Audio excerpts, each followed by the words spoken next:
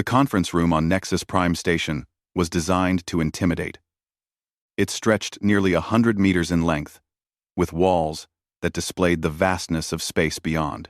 12 different species sat around the enormous table, each representing worlds that had stood for thousands of years. At the far end, looking small and isolated, sat the human delegation. Ambassador Yuna Kim kept her face calm as she listened to the terms. She had expected them to be harsh, but this was something else entirely. Across from her, the Arbiter Velshan clicked his mandibles together in what passed for a smile among his kind. The insectoid creature stood nearly 3 meters tall, his chitinous armor gleaming under the station's lights. "These are our final terms," Velshan announced, his translator turning his clicks and hisses into standard galactic speech. "Humanity will surrender 60% of all colony worlds. Your military fleet will be reduced to 10% of its current size. All weapons development will cease. Earth itself will remain under human control. But you will accept Council observers for the next century." Yuna glanced at the data pad in front of her. 3 years of war had cost both sides millions of lives. Human colonies had been burned. Council fleets had been destroyed in numbers that shocked the galaxy. Everyone expected the primitive humans to collapse quickly. Instead, they had fought with a desperation that seemed almost insane.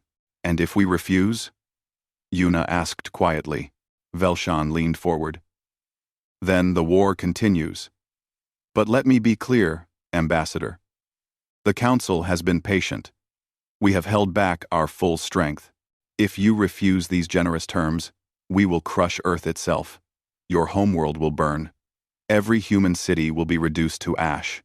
Your species will be scattered across the stars as refugees, if any survive at all." The other council members nodded their various heads and appendages. They had grown tired of this war. Tired of losing ships to these unpredictable humans who refused to follow standard battle tactics. Tired of the casualties. They wanted it ended, and they wanted humanity broken. Yuna took a slow breath. Through her neural implant, she had a secure line to Admiral Jiho Park, who watched from his flagship in human space. Admiral, she thought, spoke through the encrypted channel. There was a long pause. Then Jiho's voice came through. Cold and flat. "Reject their terms." Yuna blinked. She had expected him to at least consider negotiation. "Admiral, they're threatening Earth itself. They have the fleet strength to do it." "I know," Jiho replied. "Reject their terms anyway." Yuna looked back at Velshan. The Arbiter was watching her with those multifaceted eyes, confident in his position. The Council had always won. For 10,000 years, they had expanded across the galaxy. Any species that resisted was either absorbed or destroyed. Humans were just the latest problem to be solved. "The terms are unacceptable," Yuna said clearly. "Earth proposes a counteroffer. Both sides return to pre-war borders. We establish a demilitarized zone between our territories. We engage in genuine cultural and economic exchange. The war ends with honor on both sides." For a moment, there was silence. Then Velshan began to laugh. It was a horrible sound, like glass breaking mixed with insect sounds. The other council members joined in. "Honor?" Velshan managed between laughs. "You are vermin playing at civilization. You have been in space for barely 2 centuries. We have forgotten more about warfare than your species has ever learned. There is no honor in negotiating with prey animals who happened to discover fusion drives." Yuna felt anger rise in her chest, but she kept it off her face. "Then we have nothing more to discuss." "Oh, but we do," Velshan said, his laughter stopping instantly. "You have 72 hours to reconsider. In that time, think carefully about your homeworld. Think about your cities filled with billions of humans. Think about your children, your families, everyone you love turning to vapor when our fleet arrives. 72 hours. Ambassador. Then we come for Earth." Yuna stood slowly. Her two aides rose with her. They gathered their materials and walked toward the exit. The council members watched them go, their various forms of expressions showing contempt and satisfaction. As Yuna's shuttle detached from Nexus Prime and began its journey back to human space, she activated her secure channel again. "Admiral, they've given us 72 hours before they attack Earth." "I know," Jiho said. His voice sounded different now. Harder. "I heard everything. What do we do?" There was a pause. Through the channel, Yuna could hear the quiet sounds of Jiho's flagship bridge. Officers giving reports. Ships moving into position. Something was happening, but she didn't understand what. "We prepare," Jiho said finally. "Yuna, I need you to trust me. What happens next? It's going to be hard to watch, but it has to be done." Before she could ask what he meant, a new transmission came through on open channels. It was broadcast across the entire sector, strong enough that every ship, every station, every world would receive it. Admiral Jiho's face appeared on screens throughout the galaxy. His message was simple. 3 words that would be remembered for generations. "You should have accepted our peace. Now, you'll learn why." That one, then the transmission ended. Yuna sat in her shuttle, watching the stars pass by, and felt a chill run down her spine. In all the years she had known Jiho Park, she had never heard that tone in his voice. It wasn't anger. It wasn't fear. It was something far more frightening. It was certainty. Back on Nexus Prime, Velshan watched the human shuttle disappear into the darkness. He turned to his fellow council members, his mandibles clicking with satisfaction. "The humans will surrender," he said confidently. "They always do. Primitives cannot stand against the might of civilizations that have existed since before their ancestors climbed down from trees." But one of the council members, an old creature whose species had existed for 15,000 years, looked troubled.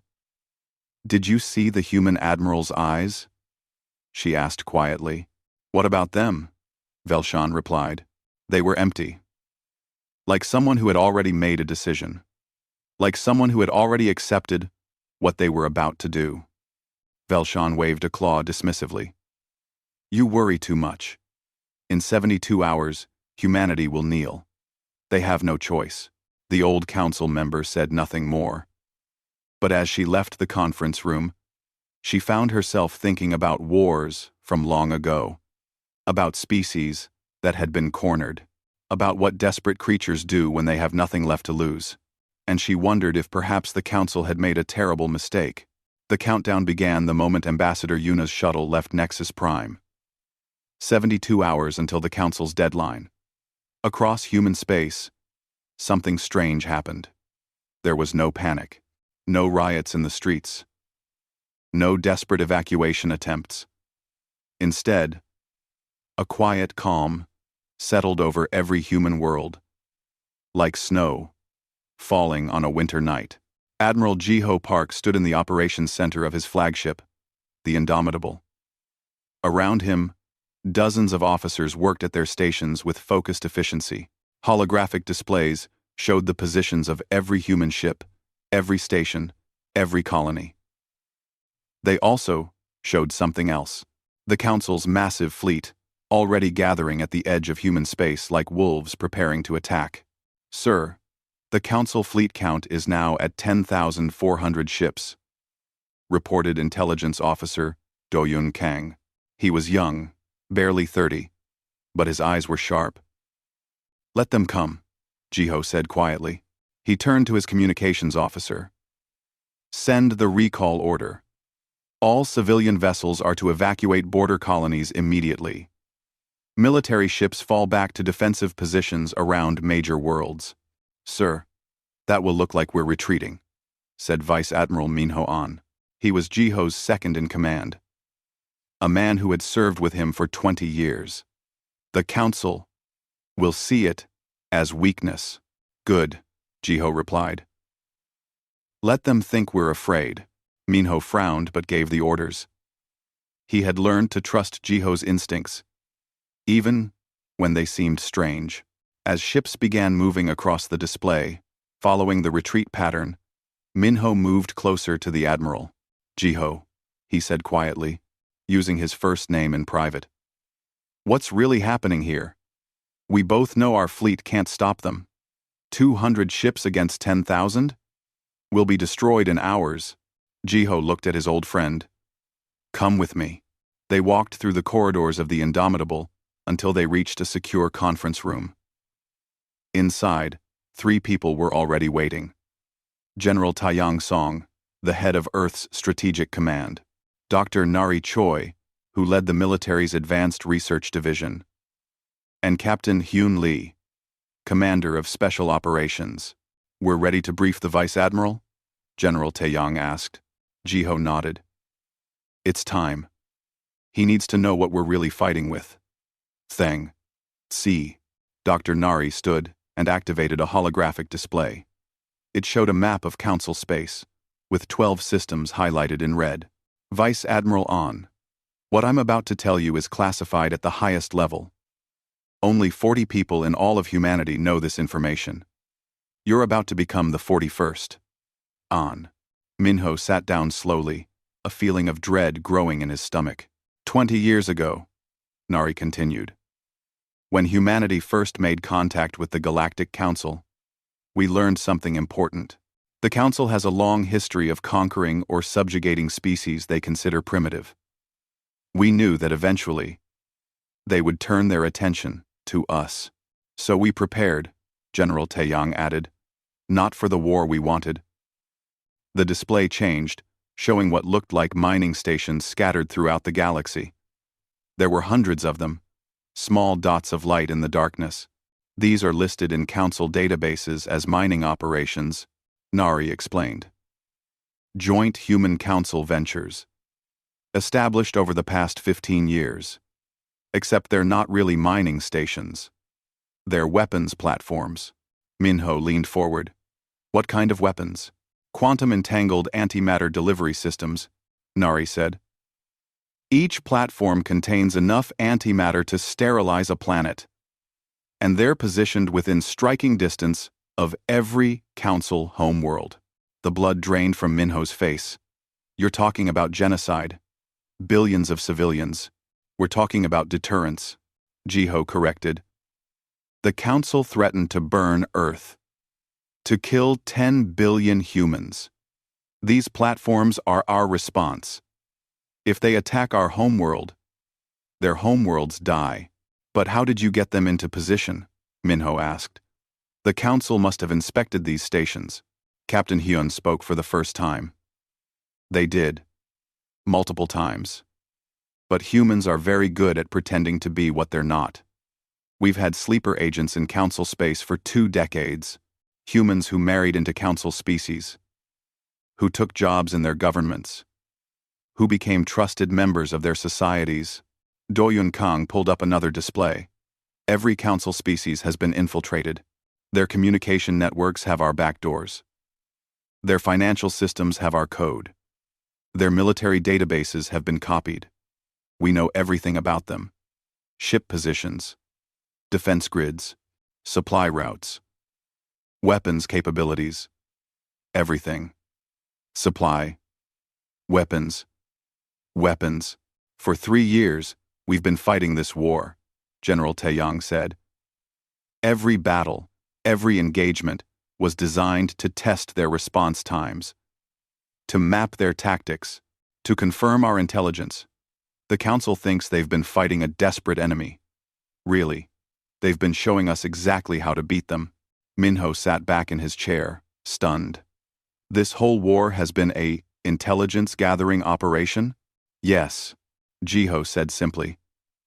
We could have activated the platforms at any time, but we needed to be certain, needed to know that if we revealed our hand, we could win completely.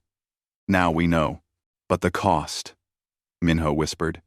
We've lost millions of people. Entire colonies destroyed. I know, Jiho said, and for the first time, his voice cracked slightly. Every death weighs on me, but if we had revealed the platforms too early, the Council would have found a way to counter them. We had to make them believe they were winning. Had to make them arrogant enough to threaten Earth itself. Nari pulled up a new display. It showed a countdown. 58 hours remaining. This is the total reciprocity protocol, she explained. If the Council attacks Earth, these platforms activate automatically. 12 civilizations die. Not because we want to, but because they forced us to build this system. Can we really do this? Minho asked. Kill billions of innocent people because their leaders made bad choices? The room was silent for a long moment. Finally, Jiho spoke. I ask myself that question every day. The answer is, I don't know. But I know what happens if we don't. Earth burns. Humanity scatters. Our children become refugees in a galaxy that views us as lesser beings. Every human world becomes a target. He stood and walked to the viewport, looking out at the stars. I sent one message to the Council after the negotiations failed. 3 words, you'll learn why. They thought it was an empty threat, but in 58 hours, they'll learn the truth. Humans don't make empty threats. Back on Earth, Commander Gina O supervised the evacuation of major cities.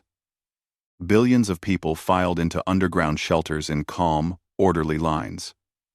They had been preparing for this moment for years. Everyone knew their assigned shelter. Everyone had supplies waiting. There was no chaos, because everyone understood this might be humanity's last stand. In orbit above Earth, Captain Sumi Bay commanded the defense platform, Guardian. Her crew of 300 prepared their weapons systems, knowing they faced impossible odds. But they didn't seem afraid. They seemed ready. Captain, her tactical officer reported. Council fleet is moving. They're accelerating toward the solar system. Arrival time. 48 hours. Sumi nodded. Send a message to Admiral Jiho. Tell him we're ready. Tell him Earth stands firm. Across human space, similar messages came in. Every ship, every station, every colony reported ready status, not with fear or desperation, with cold, determined certainty. The galaxy watched and wondered why humanity seemed so calm in the face of extinction. They were about to learn the answer. 6 hours remained.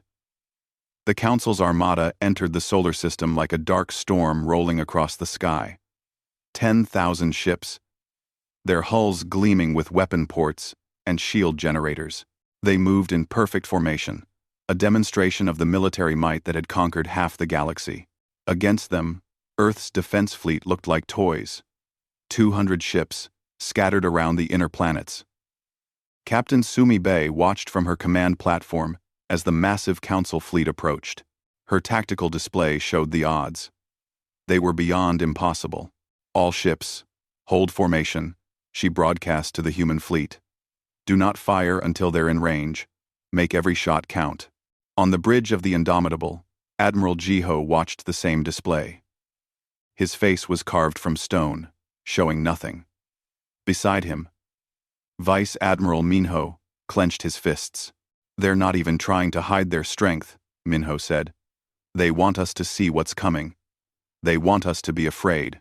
They should be the ones afraid, Jiho replied quietly.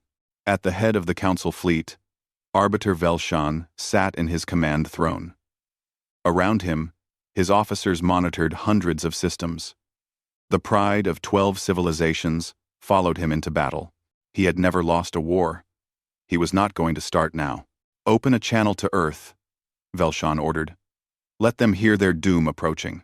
His image appeared on every human screen, every broadcast, every display across Earth and her colonies. Humanity, his translator made his voice sound almost gentle. Your foolishness has led to this moment. We gave you a chance to surrender with dignity.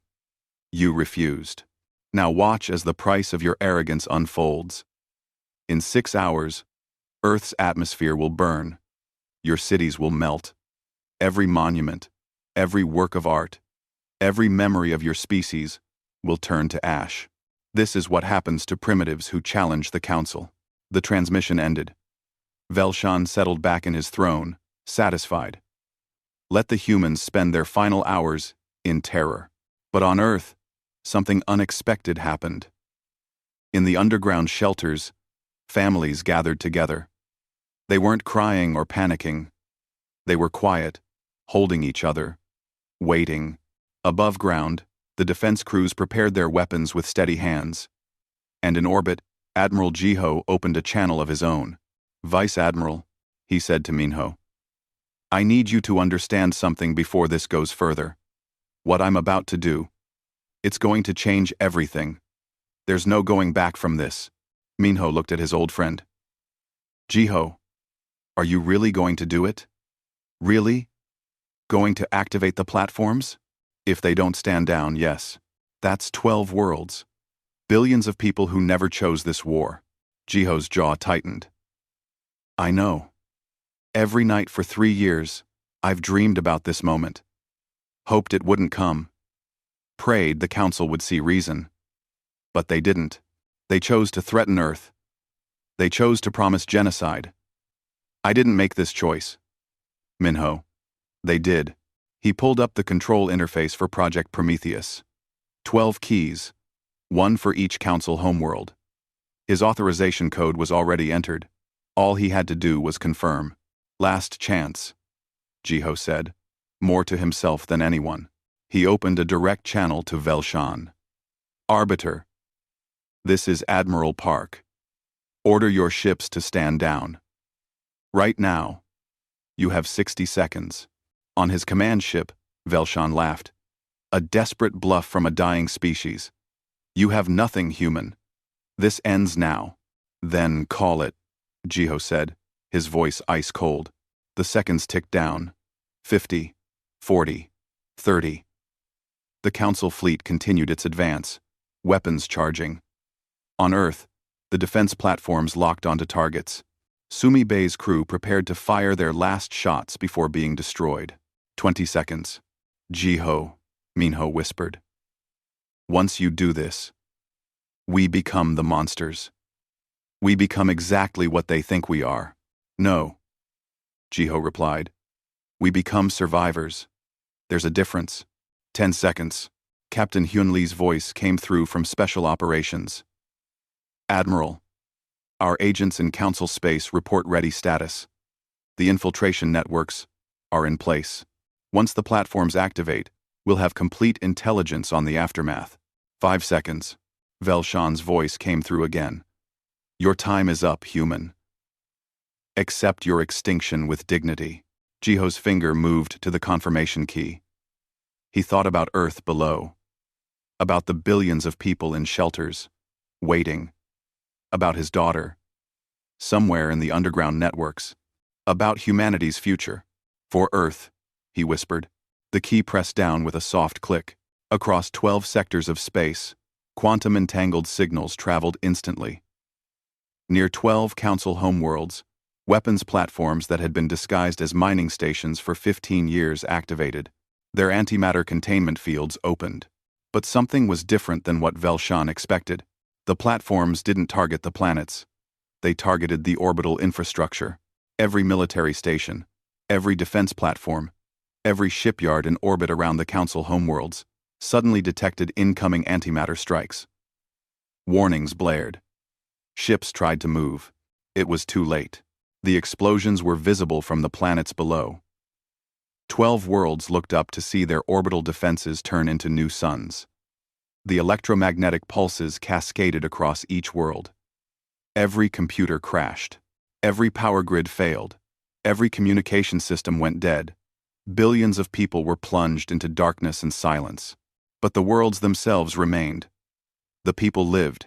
In the solar system, Velshan's command ship suddenly lit up with emergency signals. Transmissions from all 12 homeworlds flooded in. Desperate, panicked calls for help. What have you done? Velshan screamed at Jiho's image on his display. I kept my promise, Jiho replied. I told you that you would learn why you should have accepted our peace. Now you're learning. He broadcast on all frequencies, every Council ship receiving his message. Your orbital defenses are gone. Your shipyards are destroyed. Your homeworlds are completely vulnerable. And the platforms still have 70% of their antimatter reserves. Right now, they're retargeting. The next strike will hit your planets directly. The bridge of Velshan's command ship went silent. Every officer stared at their displays in horror. You have 10 minutes, Jiho continued. Withdraw from the solar system. Broadcast unconditional surrender. Or 12 civilizations end. Not as a threat. As a fact. You're bluffing, Velshan said, but his voice shook. You wouldn't commit genocide. You promised to burn Earth, Jiho replied. You promised to murder 10 billion humans. You came here to commit genocide. All I'm doing is making sure that if Earth dies, you die with us. The difference is, we gave you a choice. You gave us none. Dr. Nari's voice came through on all channels. This is Dr. Nari Choi, Director of Project Prometheus. Let me be clear about what's happening. We have had weapon systems in place near your homeworlds for 15 years. You never noticed, because we're very good at hiding. We've been planning this since the day we met you. Doyun Kang added his own broadcast. Every council species has been infiltrated by human agents.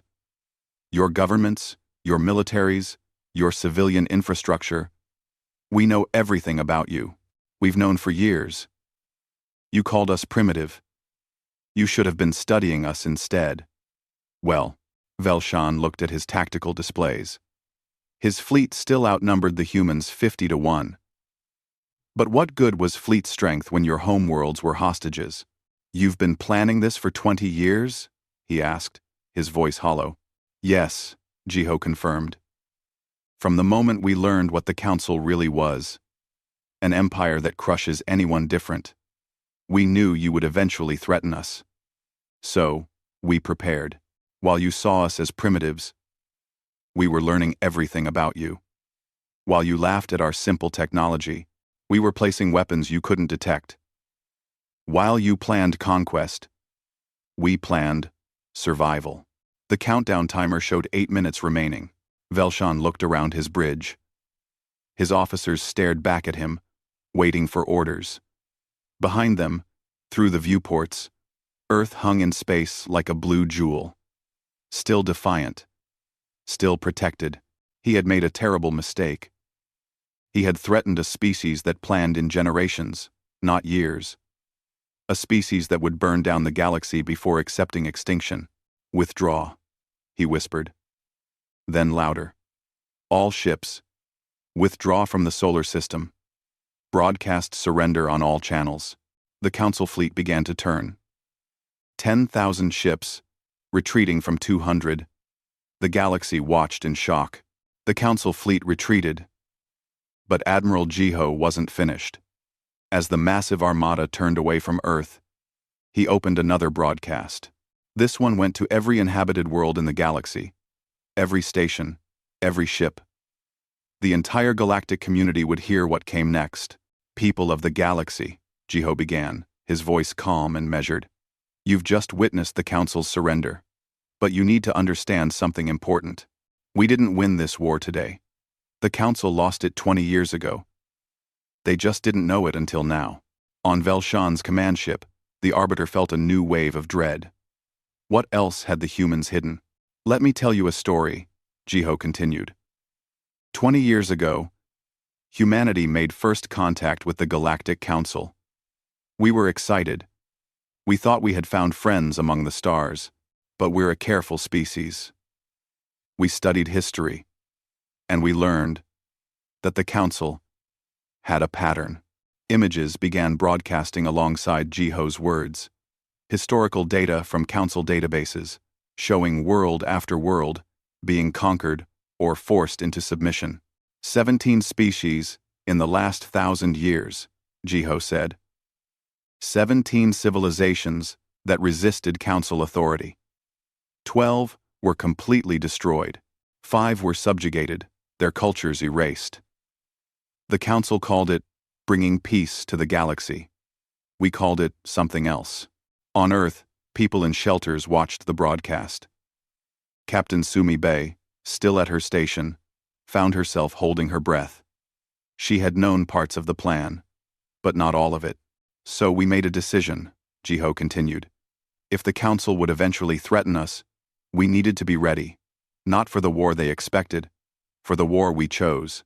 Do-Yun Kang took over the broadcast, his young face appearing on screens across the galaxy. My name is Intelligence Officer Do-Yun Kang. For the past 15 years, I've been running Project Deep Cover. Let me show you what that means. The displays changed. They showed faces. This is Mira, Do-Yun said, highlighting one face. She's married to a Council species member on their third largest world. She works in their planetary defense network.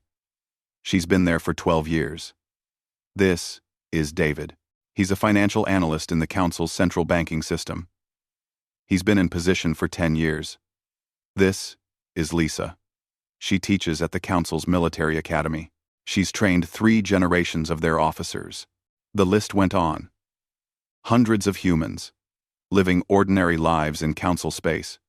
Teachers, traders, doctors, engineers, analysts. All of them sleeper agents. All of them gathering information. Velshan felt sick. His mandibles clicked rapidly, a sign of extreme distress among his kind. This isn't possible, he muttered. We would have found them. You didn't find them because you didn't look, Do-Yun said, as if hearing his thoughts. You believed humans were primitive. You never considered we might be smarter than you. While you dismissed us, we were learning everything about you. General Taeyang's song appeared next. This is the part that should scare you most, he said bluntly. We didn't just place agents. We accessed your systems. Every Council species uses quantum networks for communication. Very secure, very advanced. But every system has vulnerabilities, especially when humans spend 20 years looking for them. He pulled up code, lines and lines of it, flowing across displays. This is your military command network, Taeyang explained. We've had backdoor access for 8 years. This is your financial system. 12 years. This is your power grid management. 15 years. We can see everything you do. And in some cases, we can control it. On the Council homeworlds, still dark from the electromagnetic pulses, government officials watched on emergency backup systems. They felt their certainty crumbling. Everything they thought they knew about humanity was wrong. Dr. Nari came back on screen. The antimatter platforms were just the obvious weapon. The real weapon was information. We mapped every Council ship, every defense station, every supply route. We knew where you were weak before you did. She pulled up battle data from the 3-year war. Every engagement we fought was a test. When we retreated, we were measuring your pursuit protocols. When we engaged, we were timing your response patterns. When we lost colonies, we were confirming your targeting priorities. You thought you were winning. Really, you were showing us your playbook. Captain Hyun Lee's voice added to the broadcast. My special operations teams have been in Council space since the war began. Not just gathering intelligence, preparing infrastructure. Every major Council world has humans in position. Supply depot managers, dock workers, food service providers, invisible people doing invisible jobs, people you never looked at twice. He paused, letting that sink in. If we had wanted to sabotage your war effort, we could have done it at any time. Contaminated fuel supplies, corrupted navigation data, introduced viruses into ship systems. We didn't, because that would have revealed our capabilities too early. We needed you arrogant, needed you to threaten Earth itself, because that gave us the moral authority to respond. Ambassador Yuna Kim appeared on screen. She spoke gently, but her words carried weight. I want the people of Council species to understand something. Your governments threatened to commit genocide against Earth. They promised to burn our world, to murder 10 billion people. We didn't want this war. We tried to negotiate peace. We offered fair terms. Your leaders refused and threatened us with extinction. She looked directly into the camera. What would you have done? If someone threatened to destroy your homeworld, kill your families, erase your civilization, would you surrender? Would you accept death quietly?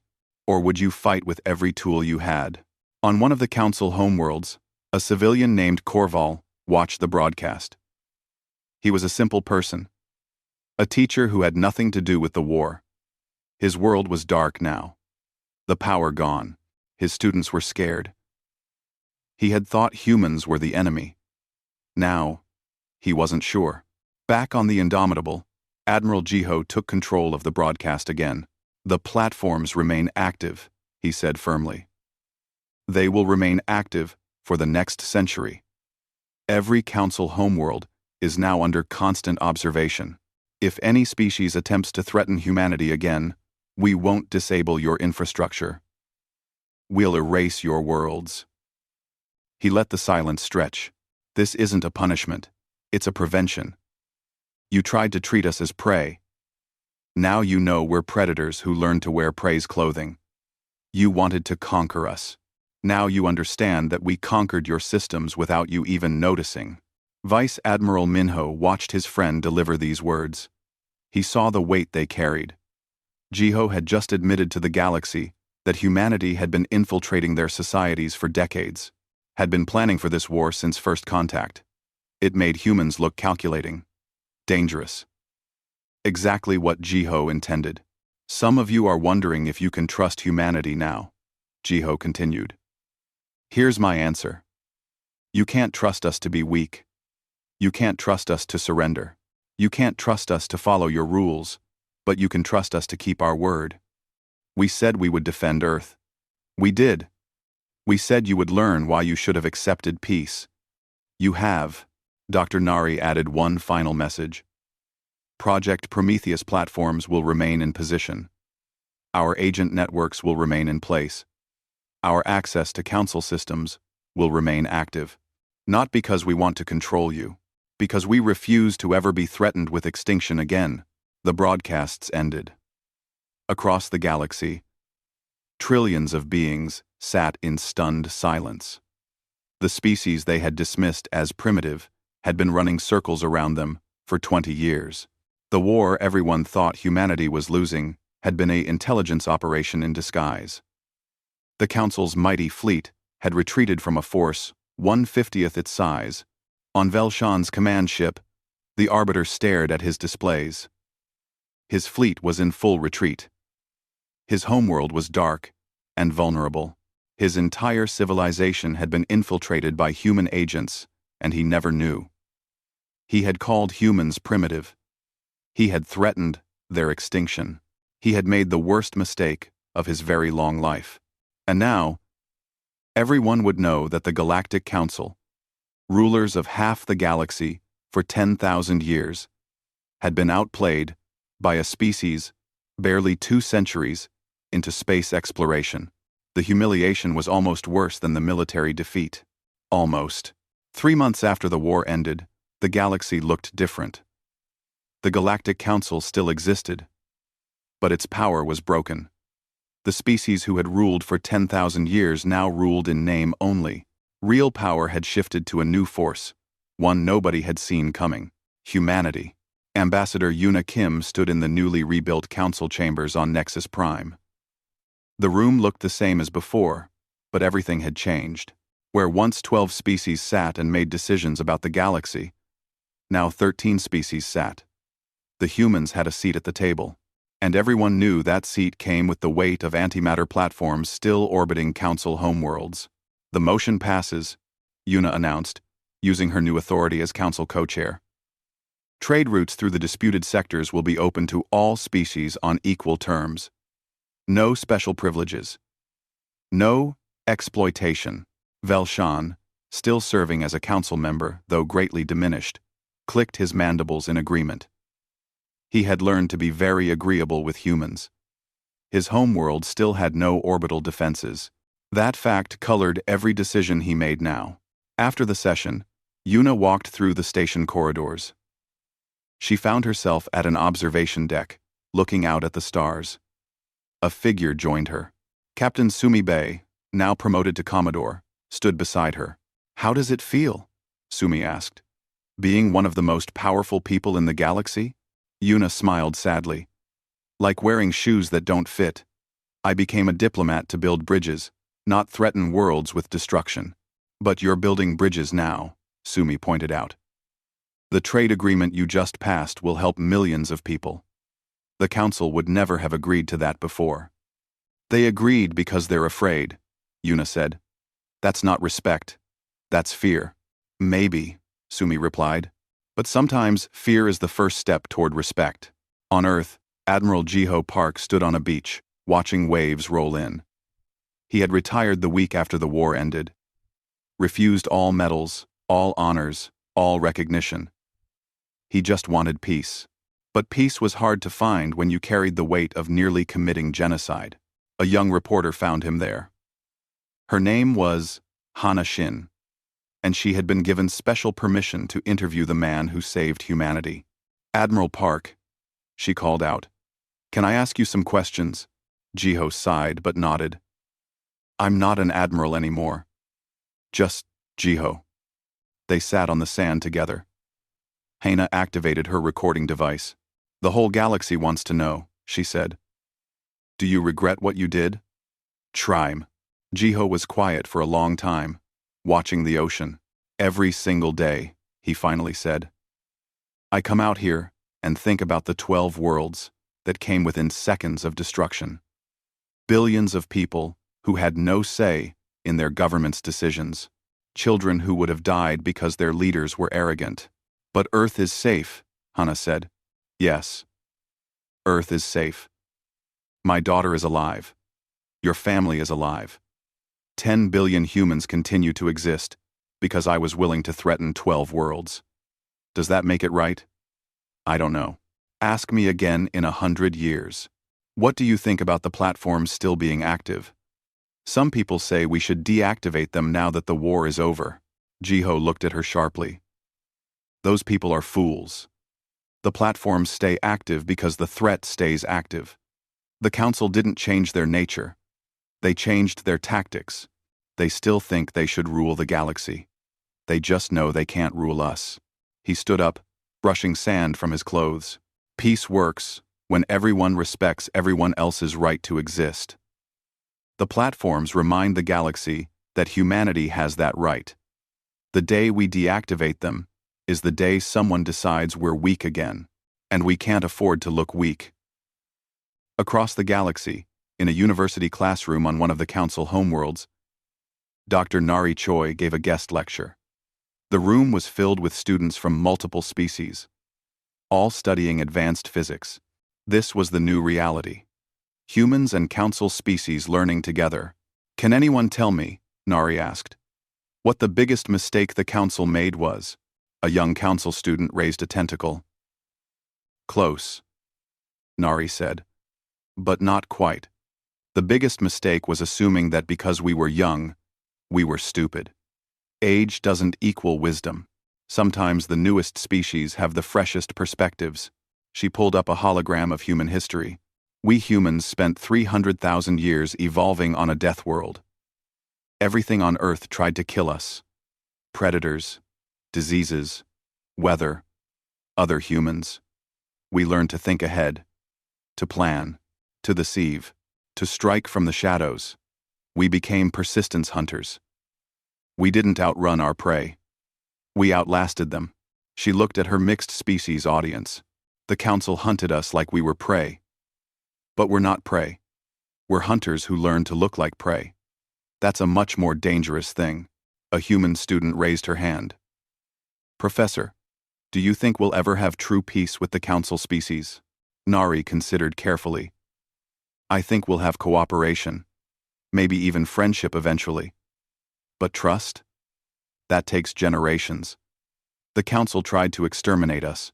We prepared to exterminate them. Those aren't actions you forget quickly.